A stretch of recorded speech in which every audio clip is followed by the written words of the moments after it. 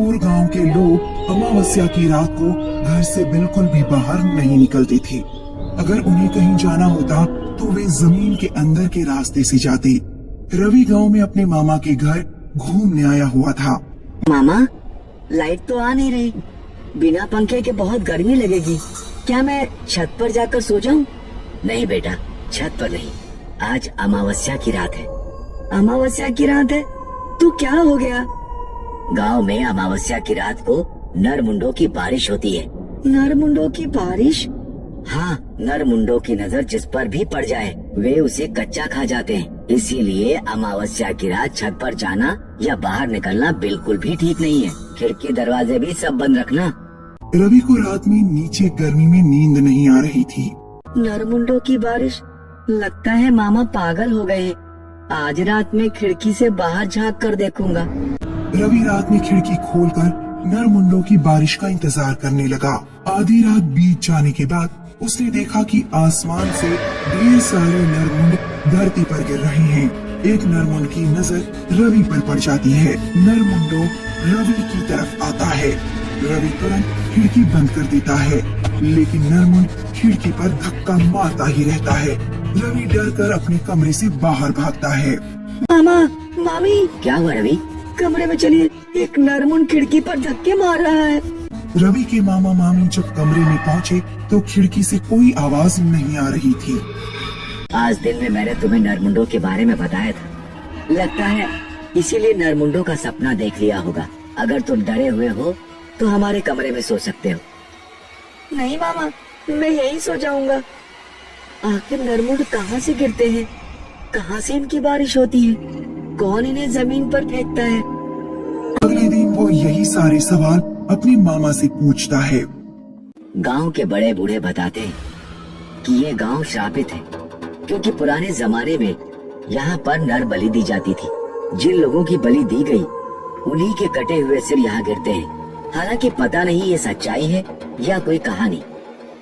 मामा, अगर आप गांव वाले इसी तरह हर अमावस्या की रात घर से बाहर नहीं निकलेंगे तो नरमुंडों का रहस्य कभी पता नहीं लग पाएगा। बेटा, रहस्य जानने के चक्कर में जान का खतरा कौन मोल ले? रवि ने मन में ठान लिया कि वो नरमुंडों की गुत्थी सुलझाए बिना नहीं मानेगा। जब अगली अमावस्या की रात आई तो वो रात के 2 बजे दबे पांव छत पर चढ़ गया। आसमान बिल्कुल साफ था। आज तो कोई नरमुंड नहीं दिख रहा। फिर अचानक एक नरमुंड रवि के सिर पर गिरा। फिर कुछ और खोपड़ियां गिरी। धीरे धीरे नरमुंडों की बारिश तेज हो गई। वे सब नरमुंड रवि के पीछे पड़ गए। रवि हड़बड़ाहट में पड़ोस वाली छत पर कूदकर घर के आंगन में कूद गया। नरमुंड उसके पीछे गए। रवि तो मेन गेट खोलकर घर से बाहर निकल गया, लेकिन नरमुंडों की नजर घर में सो रहे लोगों पर पड़ गई। सब नरमुंड घर के अंदर घुस गए। सुबह जब रवि के मामा मामी उठे तो उन्होंने देखा रवि अपने कमरे में सो रहा था। जब वे लोग घर के बाहर गए तो उन्होंने देखा कि पड़ोस में बहुत भीड़ लगी हुई है। क्या हुआ भाई साहब? नरमुंडों ने घरों में घुसना भी शुरू कर दिया। तुम्हारे पड़ोसियों को पूरी तरह खा डाला, केवल उनकी हड्डियां बची हैं। तभी रवि बाहर आता है और गांव वालों से कहता है, गांव वालों, नरमुंडों को मैंने बहुत करीब से देखा है।